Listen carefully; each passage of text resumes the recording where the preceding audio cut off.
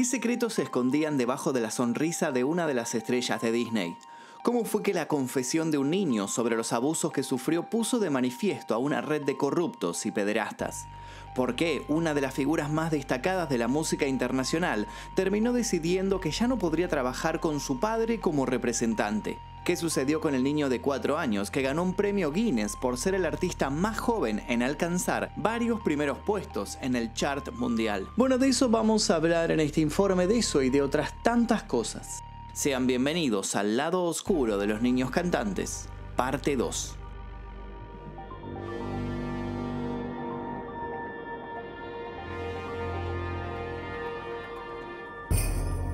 Puesto número 3, Demi Lovato, la princesa oscura de Disney. Una de las máximas no escritas del mundo del entretenimiento reza que hay algo en la frescura de la sonrisa de un niño que logra emocionar a la gran audiencia, pero muchas veces esa supuesta alegría del infante esconde las peores situaciones y bajezas posibles. Bueno, de eso vamos a hablar en este puesto. El 20 de agosto de 1992 nacería una princesa de Disney bajo el nombre de Demetria Devon Lovato. Esta princesa, lejos de un lujoso castillo y una infancia llena de lujos, comenzaría a trabajar desde muy pequeña, tanto que al momento de cumplir 10 años ya era todo un hito comercial y popular. Las razones: su participación en el show televisivo de Barney y sus amigos. Sin llegar a asimilar todo lo que ocurría a su alrededor y creciendo al calor de los flashes y los sets, Demi formó parte en 2007 de una miniserie llamada As the Bell Rings. Las críticas positivas no tardaron en acumularse sobre su persona y el teléfono de su representante comenzó a sonar a toda hora.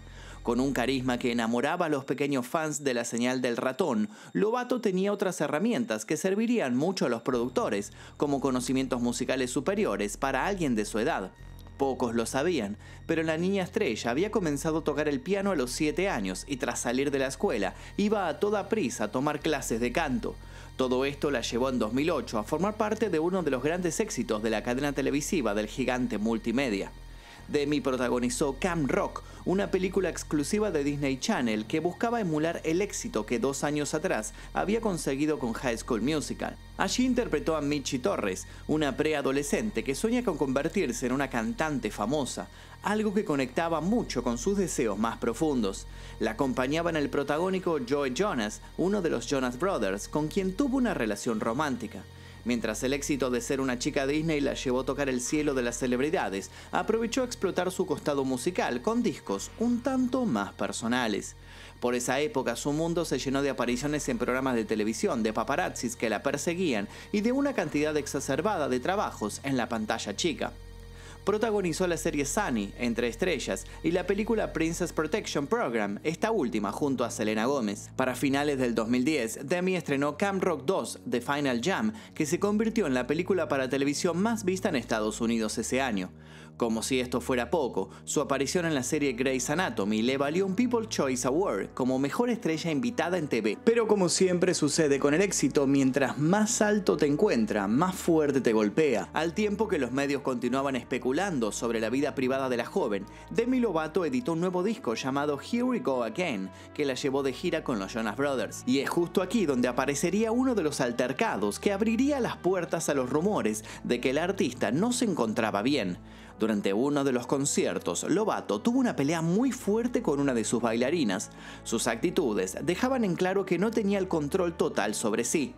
Como era de suponer, el altercado se convirtió en la comida de los medios y las redes sociales. Con tan solo 19 años de edad, la chica comenzó a pedir ayuda por problemas emocionales y físicos que habían nacido muchos años atrás.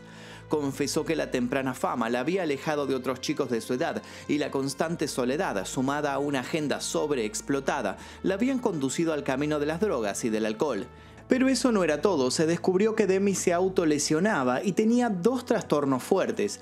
Uno era un trastorno alimenticio y el otro era bipolar. Entre 2011 y 2017 alternó entradas y salidas de clínicas de rehabilitación con el lanzamiento de varios discos y una participación muy relevante en el show musical de X Factor como jurado. Pero la oscuridad seguía allí, siempre pisándole los talones. En 2018 y luego de una sobredosis de fentanilo, la artista terminó hospitalizada. Supusieron que ese era el fondo, pero estaban equivocados. El asunto era más terrible de lo que se estimaba. En 2021, Demi Lovato estrenó en YouTube el documental Demi Lovato Dancing with the Devil, donde contó sobre esta sobredosis. Sus duras palabras fueron: "Creo que la gente no se dio cuenta de lo verdaderamente grave que fue. Sufrí 3 derrames, tuve un paro cardíaco, ya no puedo conducir por el daño cerebral que sufrí. Tengo puntos ciegos en mi vista también. Tuve neumonía porque me asfixié y fallo orgánico múltiple. Tengo mucha suerte de estar viva". Aquella revelación dejó impactados a sus fans, pero lo más terrible fue que, cuando la hallaron, Demi se encontraba sin respirar y desnuda. Su dealer de sustancias se había aprovechado de la situación y había abusado de ella. Luego había huido. Si su asistente lo hubiese encontrado 5 minutos más tarde, la historia hubiera sido otra. Las consecuencias psicológicas de toda la experiencia no la amedrentaron y siguió convirtiendo su dolor en música. Sin embargo, sigue batallando con su parte menos deseable. A principios de 2022, Demi volvió a una clínica de rehabilitación como medida cautelar, ya que no estaba pudiendo dejar por completo el alcohol y la marihuana. Nadie hubiese podido imaginar que tras la alegría de una chica Disney se encontrara un escenario tan escalofriante. Un escenario muy similar al que tuvo que atravesar el niño que se encuentra en nuestro puesto número 2.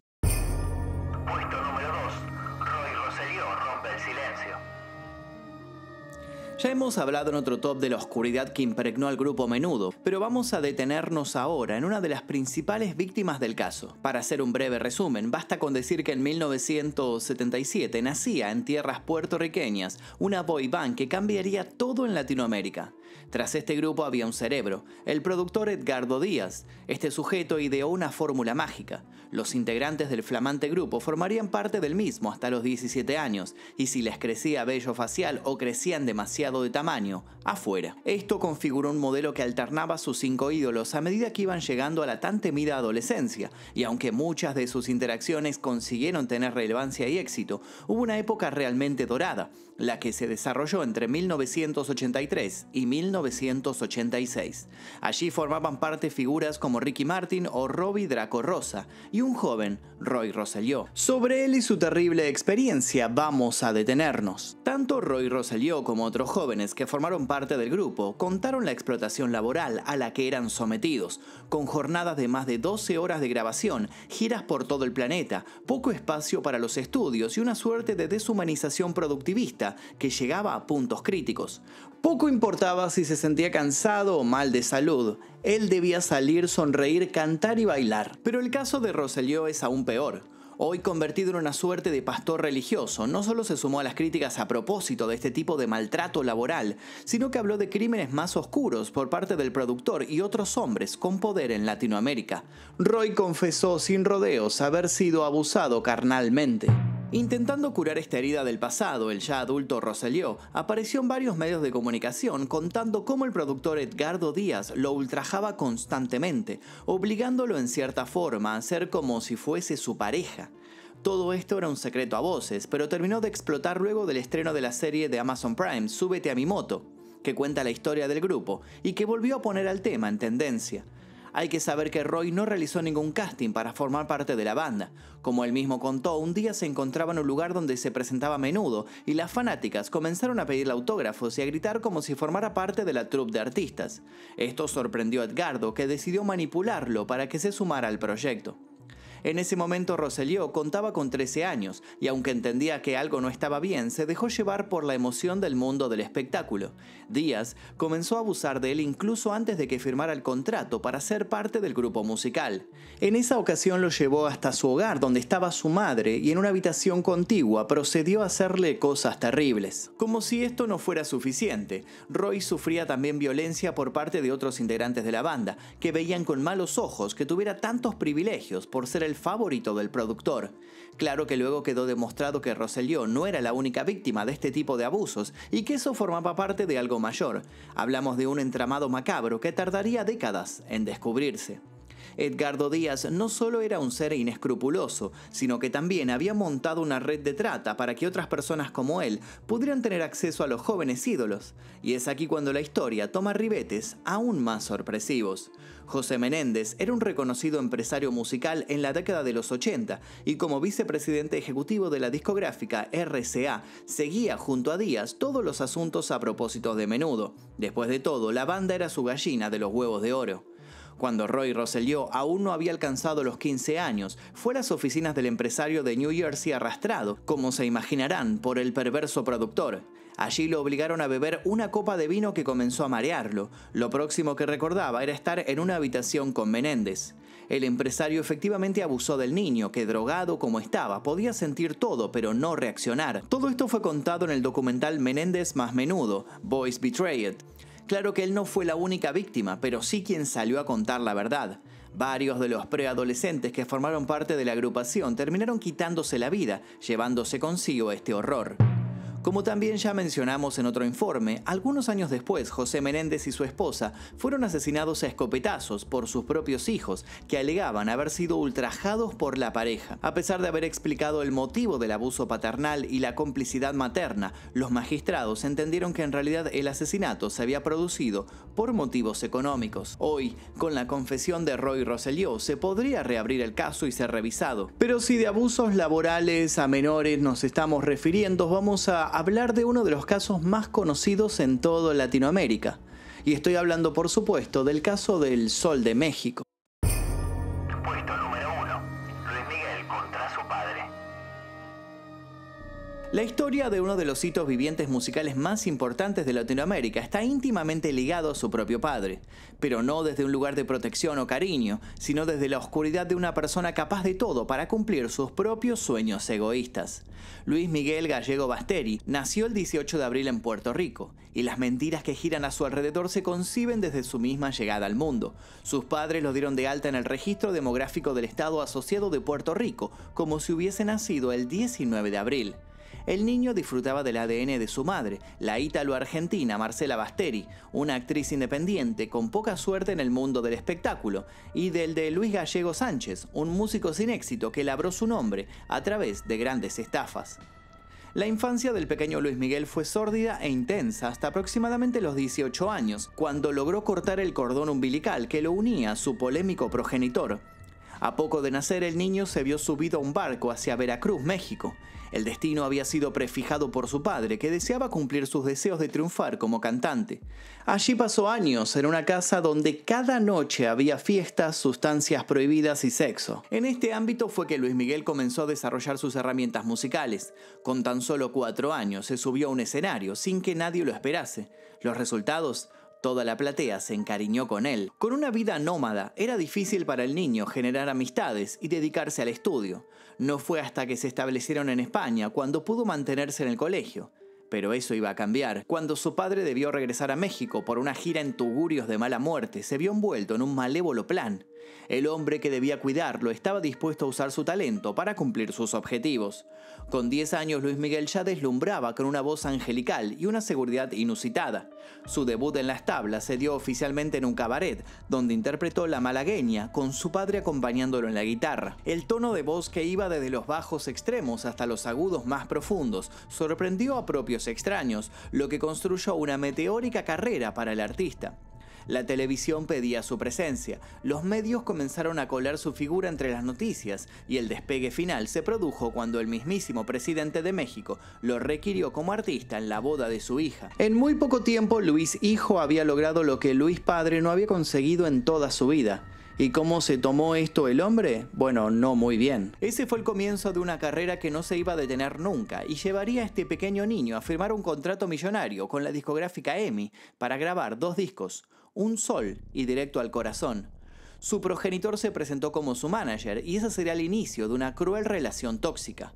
Se trató de una dinámica que duró poco menos de 8 años y estuvo signada por escándalos, estafas, drogas y un posible asesinato.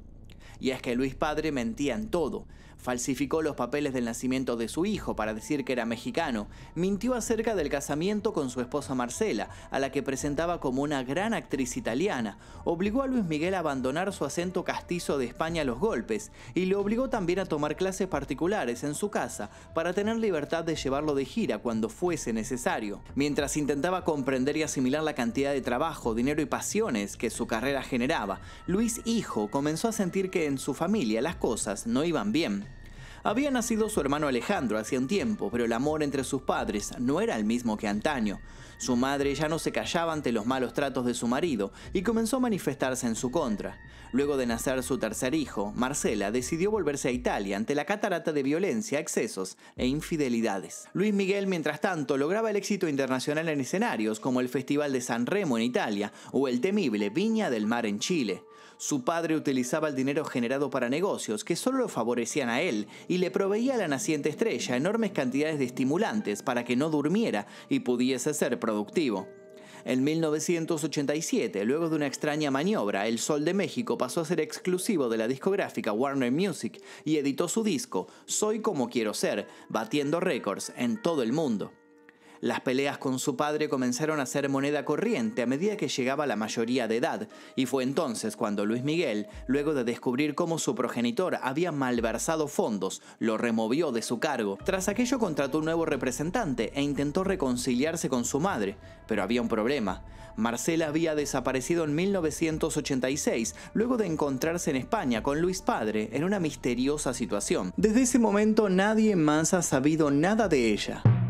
Luis Miguel contrató servicios de todo el mundo para encontrarla, pero nunca más dio con su paradero. La verdad sobre lo ocurrido la tenía Luis Padre, que falleció unos años después, producto del consumo extremo de sustancias prohibidas. El astro musical continuaría su carrera con un éxito arrollador, pero sin conocer jamás el destino final de su amada progenitora. Pero no todos tienen la fortuna de vivir una vida de éxitos de niños y poder continuar con estos éxitos de mayores. Y para poder ejemplificar esto, vamos a pasar a nuestro bonus track. Bonus track, Jordi Lemoine y lo difícil de ser un bebé famoso. Lamentablemente, a la hora de contar las historias sobre niños que se dedicaron a la música en sus primeros años, las figuras de sus progenitores terminan siendo un factor de escándalo más que de contención. Y eso sucedió con un pequeño de 4 años que conoció la fama mundial para descubrir que sus padres no solo lo habían explotado, sino que lo habían dejado en bancarrota. Jordi Lemoine nació en Francia en 1988. Su padre era un productor musical de cierto renombre llamado Claude Lemoine y su madre una compositora y presentadora de radio llamada Patricia Clerget. Con este trasfondo musical, el niño tenía un futuro prominente en los estudios de grabación. Claude tenía claro que debía monetizar a su hijo, un rubio pequeño y simpático que siempre lograba cautivar a los agentes de espectáculos. En 1992 participó en una audición para una publicidad de pañales en la que debía decir la frase «Qué difícil es mojar el pañal». La musicalidad del latiguillo resonó en la mente del ávido productor, que comenzó a pergeñar la creación de un tema musical para que su hijo de 4 años pudiese interpretarlo. Así nació Dur Dur de Tres Bebé, o Es difícil ser bebé en español. Tenía la música y un estribillo con gancho, pero faltaba algo muy importante, que Jordi tuviera ganas de grabarlo, cosa que no estaba sucediendo. Ese fue el primer vistazo a un final anunciado. 2 padres adultos obligando a un niño de 4 años a rapear frente a un micrófono cuando aún estaba aprendiendo a hablar con fluidez. Y no solo eso, lo tenían amenazado con no llevarlo a divertirse si no hacía lo que le pedían. Aunque la madre le contó a los medios que su hijo Jordi no sentía ninguna presión y que todo era parte de un juego para él, el chantaje funcionó de maravillas. El tema se grabó, salió a la luz y se convirtió en un éxito internacional sin precedentes. Con los derechos vendidos a Columbia Records, el tema Es difícil ser bebé llegó a ser número 1 en diversos países y ganó un premio Guinness al cantante más joven en lograr una canción en el top de los Billboard mundiales. Las discotecas no paraban de hacer sonar el tema, y la figura de un niño tan pequeño con gafas oscuras y gorra frente a las cámaras era motor de un consumo irónico sin precedentes. Hay que aclarar que la incomodidad se hacía presente cuando Jordi aparecía en televisión haciendo playback y visiblemente perdido ante una cantidad de estímulos anormales para alguien de su edad. Y el fenómeno no se detuvo en ese bizarro hit. El éxito del tema musical llevó a la grabación del primer disco de Jordi llamado Pochette Surprise, que además de tener el corte difusión estrella, sumó un mini suceso con Allison, en donde el infante hablaba de una relación sentimental con una niña. A esto le siguieron 2 discos más, uno llamado Potillon Magique, que tuvo menos éxito que el primero, pero contenía 2 perlas, un tema musical navideño llamado It's Christmas, C'est Noël, y una canción con un estribillo en inglés, La Razón. Este corte formaría parte de la película estadounidense de 1993, Mira quién habla ahora, protagonizada por John Travolta y Kirstie Alley. El tercer disco, La Recreation, fue un fracaso total y terminó por ponerle fin a la flamante pero controversial carrera. Pero allí es donde comienza lo interesante de este relato. La figura de Jordi desapareció luego de la salida de este tercer disco. ¿Fue simplemente por el fracaso de este último intento por seguir en lo más alto? No. Los medios prohibieron pasar la música del artista porque se temía lo peor, algo que el propio Jordi Lemoine relataría ya pasada su adolescencia cuando volvió a un set. El joven contó que no solo sus padres lo obligaban a actuar e ir a recitales y programas de televisión con chantajes y mentiras, sino que habían malversado los fondos que se habían generado por las regalías de los temas musicales, la venta de los discos y los derechos de imagen. Los padres habían decidido unilateralmente abrir una suerte de Disneylandia de Jordi, llamado La Ferme de Jordi, una granja temática para turistas que explotaba la imagen del pequeño niño. De más está decir que la idea fue un chasco absoluto. Cuando llegó a los 18 años, Jordi descubrió que su cuenta bancaria estaba en cero. Su aparición en el reality show francés La Ferme Celebrities en 2005, donde salió ganador luego de contar la difícil situación que vivió siendo menor, sumado a la edición de un libro autobiográfico conocido como Ya no soy un bebé, le dieron la fuerza necesaria para iniciarle un juicio a su progenitor y a la discográfica por daños y perjuicios. Finalmente el juez le dio la razón y con el dinero que obtuvo Jordi se formó como ingeniero en sonido. Hoy sigue haciendo música, esta vez del género punk, mientras disfruta de un anonimato que le fue arrebatado cuando era muy pequeño. Nuevamente estas historias nos ponen frente a una incómoda realidad. ¿Hasta dónde puede llegar la ambición de un adulto? ¿Cómo puede ser que muchos estén dispuestos a vender la integridad de sus hijos por el solo hecho de cumplir sus caprichos monetarios o ególatras? ¿En qué clase de mundo hostil nos dejan parados estas clases de historias?